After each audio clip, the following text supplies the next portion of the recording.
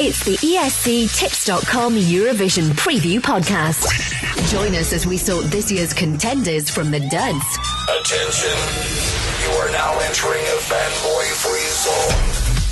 Hello and welcome to the second ESC Tips podcast of 2016. Today we have another two guests to pick through the bones of the first semi-final. First up we have one of the founders of ESC Insight, a website that specialises in long-form analysis of Eurovision. Welcome back, Ewan Spence. Yes, thank you very much for having me, Gavin, and thank you very much for your submission as well on how you got all started in this game. Oh, that was a pleasure.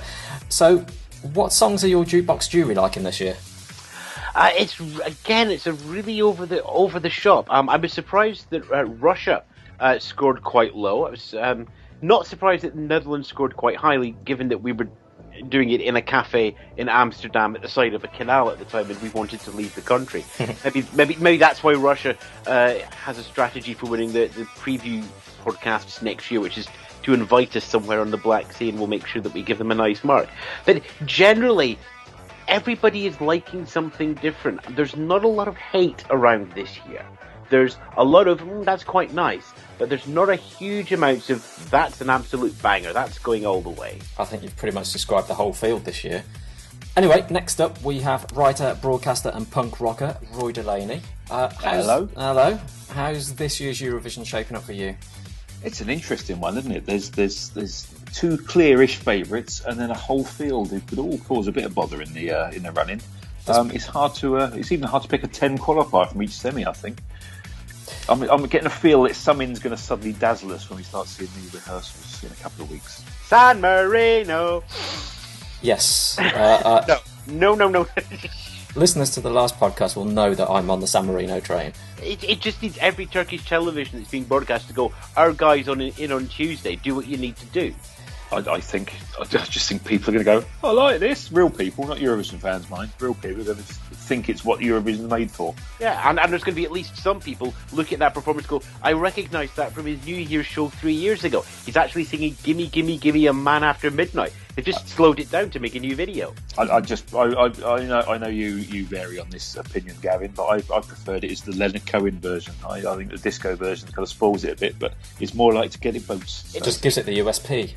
Yeah. It's not like we've never had Victor Laszlo at Eurovision before, and it would have been very nice this year to have a little bit of that background going on as well.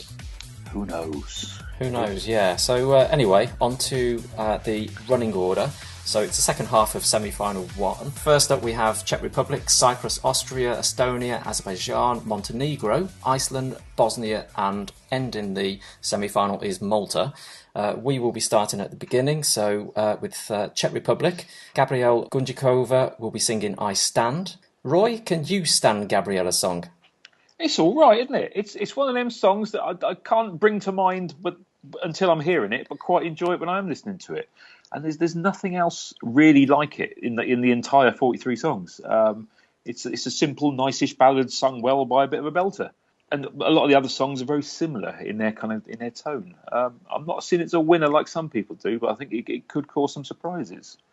Yeah, I think so. There's something more authentic about this song. The kind of Game of Thrones gladiator atmosphere of the melody is quite nice. I just hope they replicate that with the staging. The noises I'm hearing from the Czech Republic is that they are now taking it seriously. They seem to realise that to do well at Eurovision, you've got to send a song that is at least competent and marketable. And I think they've done that this year. I did expect SVT to give them a bit more help, but I think maybe they're quite confident in the package they've submitted for staging, and they think it'll go through anyway. But it's also always worth remembering that the good songs always get through. It's the rather anonymous ones that don't. Well, looking at where it's positioned, it's bang after Russia. So that could be a game of two halves. That could either be it gets swamped by the bombastic ludicrousness or whatever show they have, or it can stand out. Do you know what? Some people have suggested that it's quite a deliberate ploy by SVT, is putting class after something that has been... See, I have a huge problem with that. Oh, hello. Hello. Yeah. Sorry, just giving everybody else to go first, and you'll see why in a second.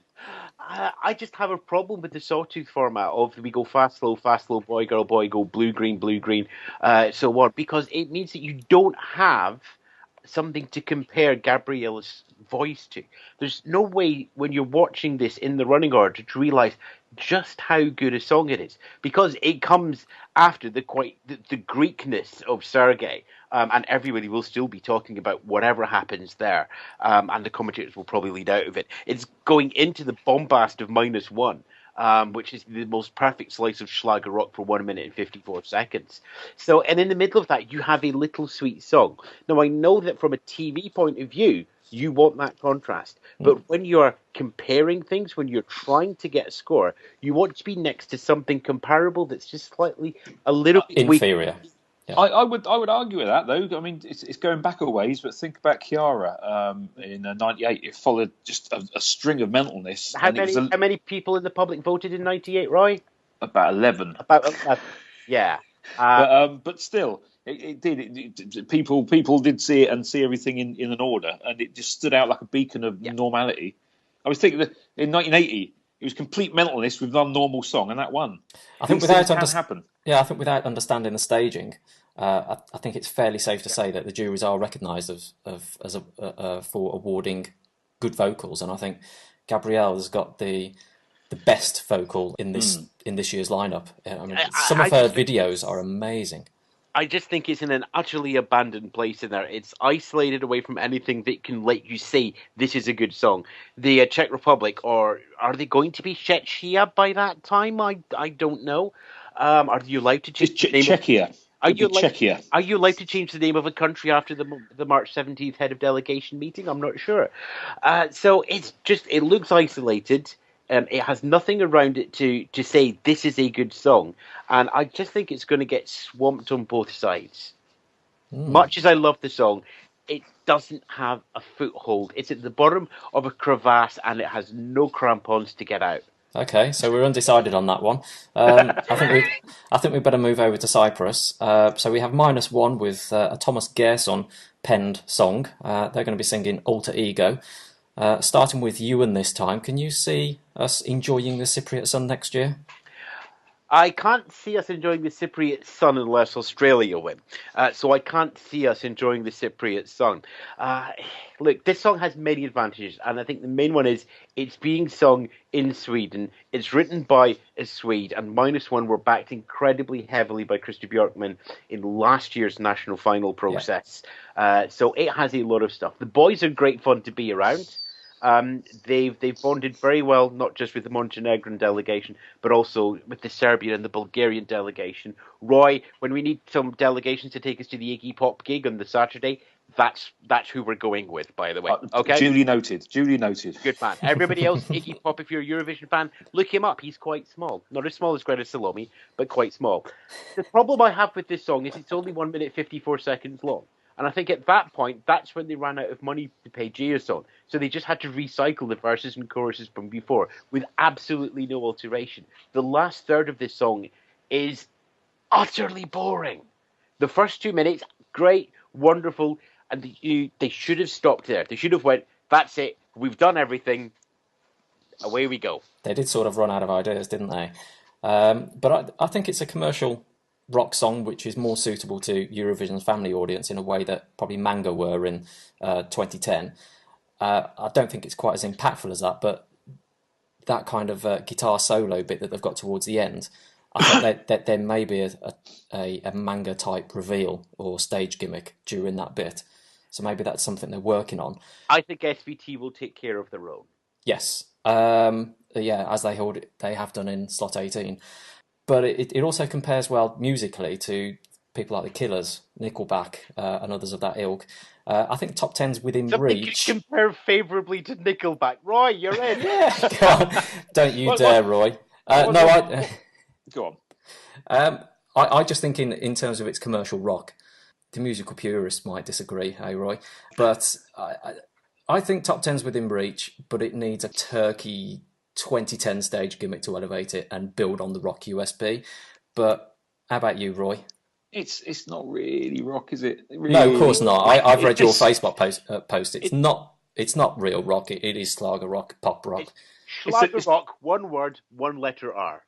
It's Schlag with decent distortion pedals, really. It's all right. But what's bothering me is people are going to look at me and Ewan and ask us our opinions constantly on this one. Yeah. And I'm not a fan, but I'm coming round to it. I must say they're a kind of a superannuated pub band who are by all accounts they're funding this themselves, which is how they've got on there. And it's all right, but the lyrics just make me want to punch myself in the face. Anyone that uses Morning Light in this century just should be killed. Yeah, and we've got a perfect band to do that for them. The band The Killers. It's like we've grown out of this. This is adolescent rock is probably the best phrase. It's just like you've heard your dad with these bands that you know bands like Montrose and Saxon, and then you're thinking, I could make something that sounds a bit like that, and you get -1 sound, which is fine. But at some point, this band's going to take the trainer wheels off, and then I will really want to listen to them. Right now, it's just like, it'll do for 2 weeks. Oh, it's rock music for people that don't really like rock. There you go. End on that note. That's just killed the conversation. I tell you what, I think we better move on to Austria. Oh, do we have to? I know. Zoe will be singing Loin d'ici. Roy, how far is Loin d'ici away from qualification? I'm going to go out on a limb here and say I really rather like this one. When I went for the Austrian songs, it was the only one that just appealed to me. I've got a thing for kind of 60s and 70s French girl pop. I quite like Charlotte Gainsbourg, quite like Elise. It's got a bit of that brightness about it. But everyone else seems to hate it. I don't know where the hate's coming from. I think, although by all accounts, he did well at the preview shows. Yeah, I think anything in the French language does well at the preview shows. But I think it's kind of got more sugar than a 24-pack of Coke. And just another example of Eurovision fandom falling head over heels over something twee and French. Actually, I think it's more than that. I think it's much more than that, because this is a sort of song that if you go back to your Eurovision, this is Séverine, this is Anne-Marie David, arguably it's Teresa as well, if you want to go even further back on that one. This is a song that has an emotional connection to a certain fan base of Eurovision. Yeah. It's generally the fan base who've discovered who they were in the late 60s, early 70s. And they had that association with Eurovision. So songs like Un Banco Narbonne Rue, they mean something to them. It's nostalgic to them. It is. Yeah. And it's so, yes, there is a huge amount of love from certain sections for Loin d'ici and Zoe, but I don't think that they actually love Loin d'ici. I think they actually love songs from the 70s that this reminds them of. And they're just going, I love Eurovision. I am who I am. This is what helped me find who I was. Therefore, I love this song. That's great in Ogai polls. That's useless on a semi-final night. Yeah. And that's absolutely worth a Jimmy Cranky in the middle of a stilt convention on a Saturday night. It's going nowhere, and you can't see what's going on, and all you can see is knees. Because when she gets on that treadmill, I'm sorry, I just want somebody in the background just to sort of speed it up just a little bit, get the wedding dress caught, and she does a big Disney Frozen tumble off the walking machine. Oh, I'm glad you said that, because I've been discussing that very incident in private. Not quite brave enough to post it, but I'm glad you said it. At least you said something controversial on my podcast rather than me saying something on your podcast, which usually happens. It's destined for a YouTubeable accident, that song, isn't it?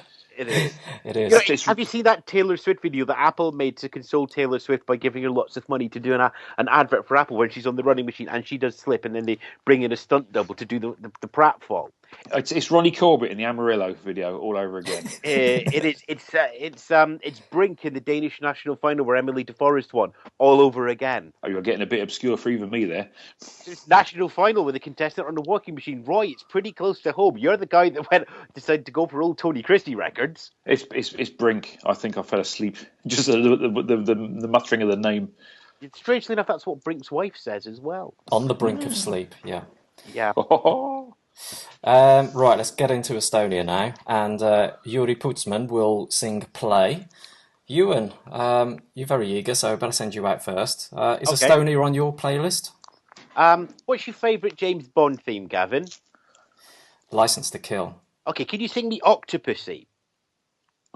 That's do you know what? I know the song to that, and now I'm on the spot. I can't remember it. Yeah, that's exactly what Yuri Putzman's play reminds me of. That Bond song, you know is a Bond song, but you can't remember it was Rita Coolidge until you look it up afterwards. It is trying to be something it's not. He's trying to be cool, and he's not. It's trying to be a Bond theme, and it's turning into Johnny Seven. They've got a video projection in the background that's trying to be the album cover from Queen's The Miracle, where in actual fact it's turning out to be something from Prefab Sprout. It's just the whole thing feels manufactured and false, and Estonia can do emotion and staging. We saw that last year, and this year it just seems like, you know what, they just sat around and went, Stig, you know, you took 11 years to get to Eurovision, and now you've got 2 on the trot, and you know what, this is his 13th choice Eurovision song. And breathe. I won't be the first person to say this, but the postman is not going to deliver this year. Boom boom. I'm not going to be the last person to say that either. Who will be the last person, Roy? Hey? It builds up. It's got a bit of atmosphere to begin with, and it hits the chorus. It's every formula you can think of all in one go. It doesn't happen, does it? He's got a sort of charisma, but not enough to make you go, you know what? I'm going to vote for that man. Do you know what? I wasn't really a fan of this song. In fact, I couldn't bear to listen to it. But I went to Amsterdam with it on my non-qualification list and watched it, and actually quite engaged with him much more.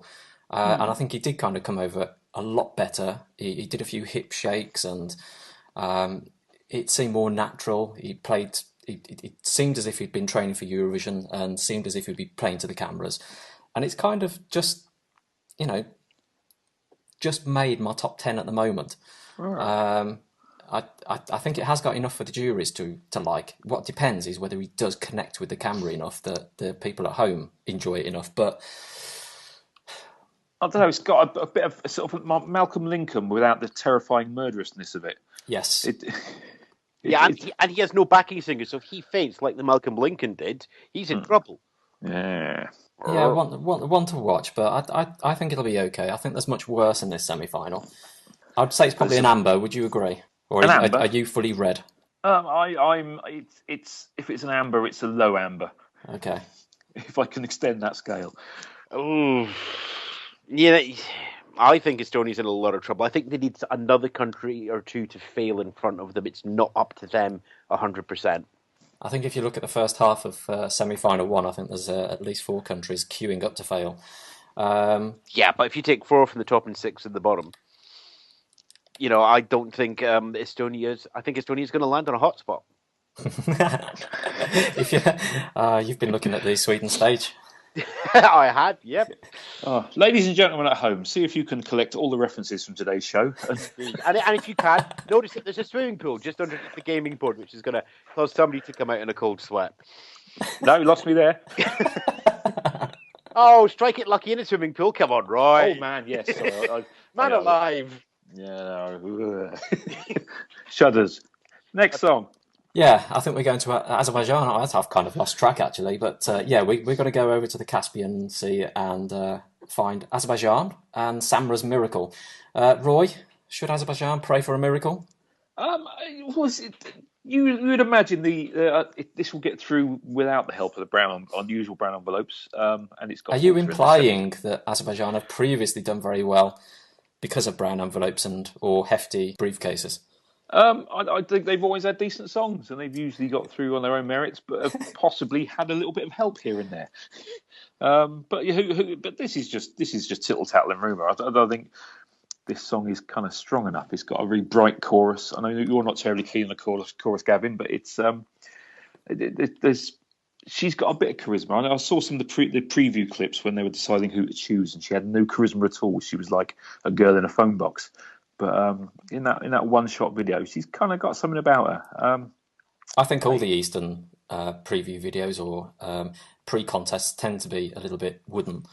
I don't think they ever come across very well, but it's actually my favourite of the Sia-inspired ballads. I love the verse. I think the chorus is a bit clunky, and it feels as if it goes on way too long when you get to the full 3 minutes. But what do you think, Ewan? I think this is in a similar political situation to Cyprus. Now that SVT have publicly come out and said that this was in the Melody Festival in selection jury room and it was rejected for another Molly Peterson Hamar song, this song wasn't quite good enough for Melody Festivalen. But at the same time, we now know that its Swedish heritage is now acknowledged. I could definitely see this doing the Rossonelli. I can see this getting through the semi-final because you want to get as many Swedes into the final as possible. I think we're at 0.44 Swedes per song writing team at the moment for this year in terms of Eurovision ratios, which is the highest we've had for a long time. We are at peak Swede. It sounds like it. Which makes it even better for little Franz because he's the least Swedish-sounding Swedish song on the lot. Indeed. So you want to stack the final with all your Swedish rejects, knowing that they're not quite good enough, to make sure that you've got a clear run to at least get a respectable top five. So we're not going to be in the same situation as Robin was when we got to Malmo. Look, it's a bog standard Swedish pop manufactured by numbers. Its gimmick is it's a one take in the video. It wouldn't surprise me if they tried to do one take on stage just to be the smarmy artistic thing, which Azerbaijan seems to like to do if it's not trying to push for victory. Mirror, mirror, mirror, mirror, mirror, miracle is just the most laziest construction. Yes. Alongside thunder and lightning, it's getting exciting. God, right. You've got to choose one of those lines to put in your Eurovision pastiche song. Which one would you choose? Well, yeah, if it's a pastiche song, but all other occasions, shudders. Yes, indeed. Thankfully, it wasn't called Desire. The next one will be. Oh, boom, boom. Go on then. I know you're really waiting for this one, Roy. Montenegro. I'm a big fan of stoner pop. What are you saying? So anyway, for listeners that don't know, we're going to Montenegro now. Highway are going to perform the real thing, and I think it's going to be Roy's main appreciation this year. So can you see Eurovision get in it? I whenever I do these Eurovision sorting online things and picks out the order of the songs you like, this always comes top. I don't mean it deliberately, but I don't see it doing a damn thing. It's for me. It's got those chuggy stoner rock kind of chords, reminiscent of people like Clutch and Queens of the Stone Age, and it goes a bit Depeche Mode-y, and it goes back to the stoner stuff. Then it has like a drum and bass breakdown, and it's excellent. And it ain't doing nothing because just people ain't going to get it. No. And as much as we all want a bit of diversity, there's a limit as to what the Eurovision family audience will tolerate. But then they got Eldrine, which I didn't think they would. Yes, there's always the odd one. They got more of Artesi, which I didn't think they would. Slightly different kettle of fish, but I'd be surprised if it made it. I'd be quite happy if it did. And it's another one of my favourite Montenegrin songs. They just seem to keep ploughing out the goodness. I was always hoping they'd get Max, Jason May, but they never did, to my cost. Yeah, yeah. That was probably a bit too Soundgarden for the public at home. Yeah. What about you, Ewan? Yes, it's stoner pop. It sounds like so many bands that nobody listening to this podcast will ever have heard. I mean, to me, it sounds like sort of mid-90s Stefan Heinemann, right? If people haven't heard Queens of the Stone Age, I'm sorry, they need to tune out right now. Yeah. Listenership has just halved. Indeed, yeah. Hi, Dad. Look, it sounds like something that belongs on a Quentin Tarantino soundtrack from the late 90s. Yes. It chugs along. You could get a foot up on a good proper Marshall amplifier that goes to 11. You can let what hair you've got left. Speak for yourself, Sunshine. Too much. Right, I know where you've got hair. We don't show that in the press room, okay? They don't call you Captain Caveman in the punk circuit for nothing. Funnily enough. Yes, I mean, look, Montenegro, well done. You've given it a chance for a band to be honest to itself. The band hasn't quite evolved out of the 90s. I'm still going to really enjoy this. It's like you like sugar and all you've got in front of you is vegan corn. And somebody goes, we've got some saccharin for you for your tea. It's just like, that's close enough. That'll do. It doesn't do as much for me as Cyprus. I'm closer towards more rock and roll. Roy's closer to the more harder stuff. Yeah, I think Cyprus does take its USP. So, well done for Montenegro. I mean, they gave us the Dancing Spaceman Flytrap thing. And, they did dubstep well, and honestly, and nobody got it. And this is even more limited genre. Well, I wouldn't say nobody got it. The punters got it. I think it just would the have juries qualified didn't. had under the old format, wouldn't it? Or at least this year's format. Yeah. The juries just didn't see past spacesuits. They were supposed to be bigging up modern contemporary stuff, and there's not been a more modern contemporary song in the contest than that in the last few years. Yep. But that was a different year. Yeah, it was a different year. It's a different time. It's the best of times. It was the worst of times. So, leaving modern and contemporary, let's jet over to Iceland. Mariachi band. Greta will be singing "Hear Them Calling." Roy, it's your turn to go first. Greta, can she go further than Maria Olafs? I hope so, because I stand to win a couple of grand if she does. I stand to lose a lot of grand if she does. Oh, really? I think if had this been from Sweden or a more popular country, this would be amongst the contenders. I couldn't believe when I saw it at 80-1, because I think this has got your likeable top 5 possibility about it. So I had a little bit on that. It's one of those songs that, although I was convinced early on, I thought that's going to do the business. Now I'm starting to doubt myself, and everyone tells me that how terrible it is. But I like it. It's got some honesty about it. It's got a bit. Those mariachi horns are a bit kind of a Monster of Men, that kind of raggle-taggle sort of Mumfordy style stuff they like in Iceland. I'm still thinking this will do a lot better than people suspect. Do you know, my problem is that man's projection concept thing is a bit too dark, and it upstages Greta, but it also upstages the song. I think a lot of people have said that, but I quite like his darkness. But then I've got goth in my soul, so I just see these big hands, and it looks a bit too dark. You've got these demon figures standing near the end, and you've also got bats. And I almost think is if you're going to take the audience on a journey, you need to end on something light. So almost the screen should probably go to doves at the end to show a transition to positivity. But I don't know. What do you think, Ewan? Are you cool on Iceland or?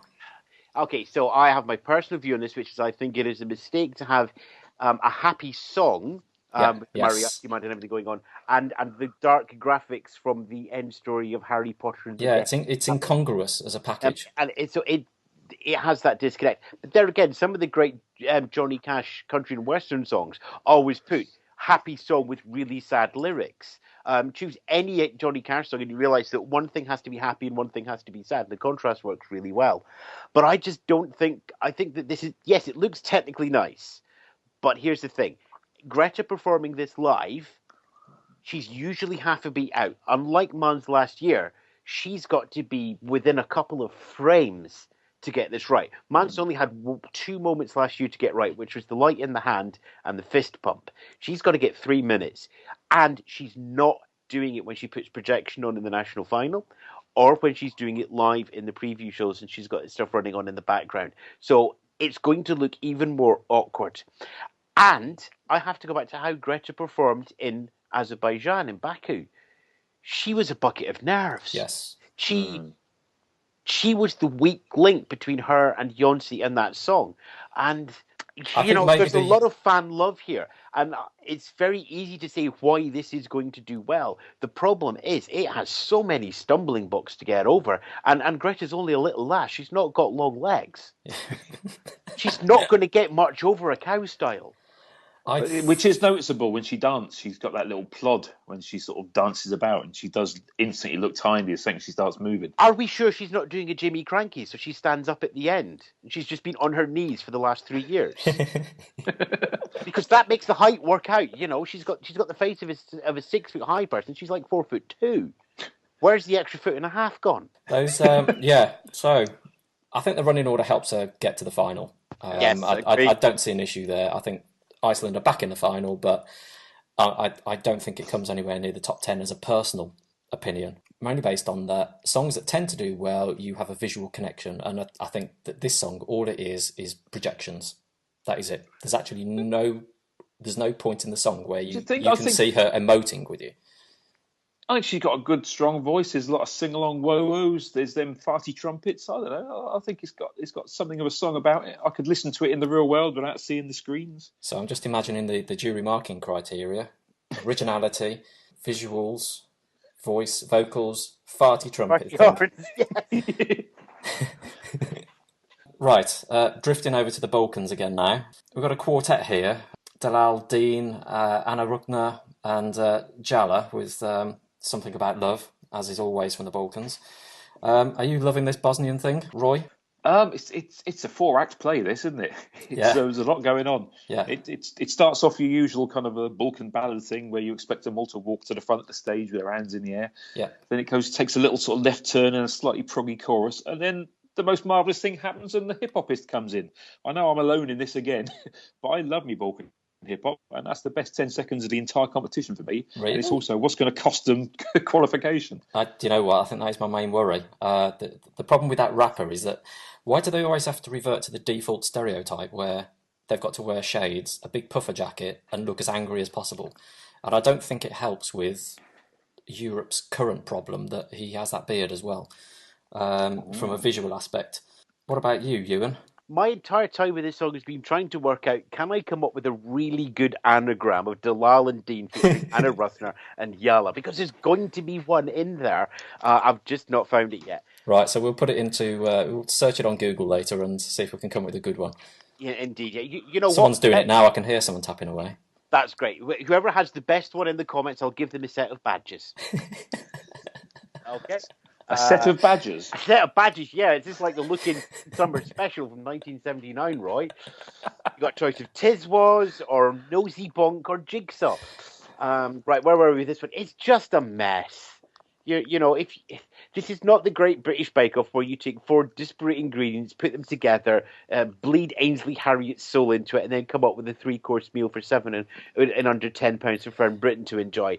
This is the sum of the parts diminish every single part. If they wanted to send a Balkan ballad, they should have sent a Balkan ballad. If they wanted to send a rapper who looks like a cheese grill specialist hipster from San Francisco, then they should have went to those are Dizier or sort of whatever the current web trend is for self-delivery chef baking in the valley.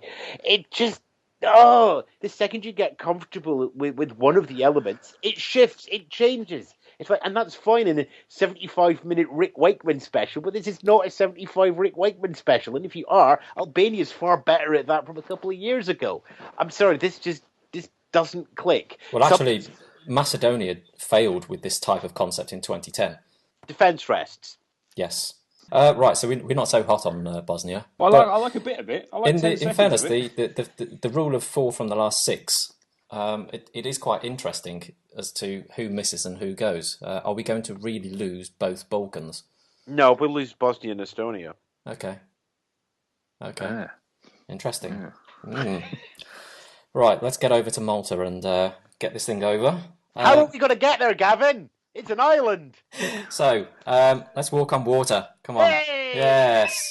Ewan, are you wowed by Ira's song? You know what I think Malta should have done? Go on. They should have sent Not My Soul from Junior Eurovision sung by Ira Losko. They have Ira Losko come back. They have Ira Losko sing Chameleon, which was serviceable, but by all accounts, not her favourite song. I don't think they could have put her in 18th slot with Chameleon. I don't think Krista could have justified that because it wasn't strong at all. Yeah, but you could have put the winner of Junior Eurovision justifiably at the last place, sung by Malta's third biggest star. Look, Malta, I think, are playing a game where the quality of the song is much further down the list than other countries. The song contest is not just about the song. It is about the presentation. It is about the visuals. It's about, I wonder what great big fancy prop they've got with a song called Walk on Water. It's about how you manage the game within a game. It's about how you, thank you very much. We know the history behind the song. We know where it's come from. It's the second occurrence of Molly Peterson Hamar in this one as well. It's got so much... Look, if this had come from Azerbaijan, everybody would be screaming that Azerbaijan was trying to fix it and not playing fair. But because it's coming from Malta, are we giving it a pass? Are we saying that, we want our contest to be full of political intrigue and shuffling bits of paper around and meeting people for promotional tours? Do we want that in Eurovision? Because if that's what you want... Hello? That's what you'll get. Dramatic pause, sorry. That was long enough to get the national anthem coming in Roy, on regular radio. So is sinking or swimming for you, Roy? Yeah, I'm liking your watery analogies there. I think it's a borderline. I think it suffers from the returning artists school of diminishing returns. Everyone loves them, everyone enjoys them being there, but they never ever qualify if they do very badly. I agree. I agree with the diminishing returns. I prefer Chameleon. I did. I know no one else on the planet did. I preferred that. This is all right. This is nice. This is a nice last song. It hasn't really got much of a chorus. She's going to be brilliant, but it ain't going nowhere, even if it gets to the final, is it? I think that's why it's there in 18th, is to see just how strong it is in the public vote. I think it'll do well enough in the public vote, and I think it'll do well enough on juries to get through to the final. I think the visual concept that they've got lined up will make or break it, because I know there's a lot of money being thrown at it. So whatever we get, they're relying on enhancing what is probably a song that wouldn't even come anywhere in Melodifestivalen, and they are seriously enhancing it with a stage show. I can see that happening. Yeah, but will it be enough to make people love it? It will do on the Tuesday night, I think.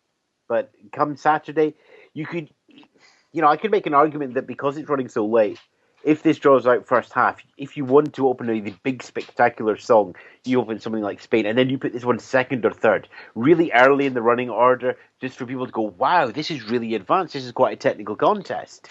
Krista isn't going to put Malta third or second. If that just sneaks through in 10th and he knows it's doing nothing in the contest, then he can use it for PR rather than for blocking. I think he would more likely open the contest with it. Yeah, I think so. I don't see him putting a big sixer first. I don't think he'd risk that. But if it's drawn in the second half, then where's he going to put it? Is he going to be considered being favouritist, putting it towards the end again, or is he going to sort of lose it somewhere around 14, 15, 16? I don't know. Why don't we just check the headlines of the Maltese Sunday Times to see how much he thinks Malta takes care of Eurovision or not, to find out what his attitude is? I think all I know from discussions I've had with people from Malta is that I think people high up at the EBU, mentioning no names, seem to like what they're doing, which probably suggests why they've got the 18th slot, the closing slot in this semi. Yeah. I tend to think they're going to be looked after in this contest. Yeah, I think all will tell in about 2 and a bit weeks when we sit in there looking at it and going, oh, maybe we underestimated this song, but I think it still needs a better chorus. Yeah, so that's it really. Anything else to add on any songs that probably aren't in this semi-final? Don't know. Do you want to pick out your favourites or something? In this semi? Yeah, any semi. Or any song. I'm taken by elements of the Greek song, and it's complete nonsense lyric, but that ain't going nowhere, is it? Either. For me, I'm still have half an eye on the Netherlands. I think the biggest challenge the Netherlands has is to get out of this semi-final. I think if Douwe Bob can get that to Saturday night, I think it's jury catnip. I think there's just enough. I agree. Just enough of a charm, and Bob can throw blue steel into the audience and make you feel involved. That I think the Netherlands, if we're looking for somebody's going to have to do a running scared and just sneak through the middle, and everybody goes, where did that come from? Poland? It was a Michael Bolton tribute, Nick, yes. Brilliant. I do think that, the Dutch Kenny Chesney is all set to run into the Saturday night. Good, right, I think that just about wraps everything up. So thanks, Ewan, thanks, Roy. That's all right. Yep, lovely, thank you very much. I don't have to edit this one, no, yay! No, you don't. So that's it from us this week. So thanks to our guests, thanks to you for listening, and please share it with all of your friends and so forth. And we'll be back next week with the second semi-final. So until then, goodbye. ESCtips.com will return with another show soon. In the meantime, show us some love by following us and sharing this podcast with your Facebook and Twitter friends.